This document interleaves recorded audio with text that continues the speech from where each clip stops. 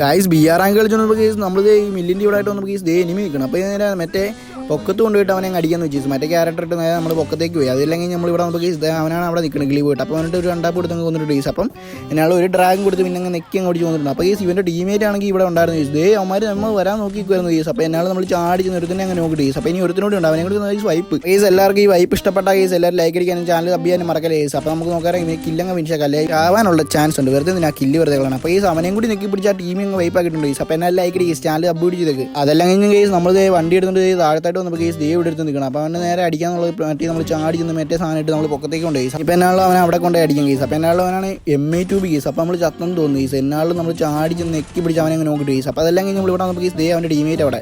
അപ്പോൾ അവൻ്റെ ടീമേറ്റിനെ നമ്മൾ ടീമേറ്റ് എന്നാളും കൊന്നിട്ടുണ്ട് കേസ്. അപ്പോൾ എന്നാളും ഭാഗ്യമുണ്ട്. അതുകൊണ്ട് നമ്മൾ നേരെ രക്ഷപ്പെട്ടു. അതിന് വണ്ടി എടുത്തപ്പോൾ കേസ് ടീമേറ്റ് അവനെ കൊന്നങ്ങനെ ബൂയി അടിച്ചു കേസ്. അപ്പോൾ അടുത്തോടിക്കുന്ന കേസ് ടാറ്റ ബൈ ബൈ.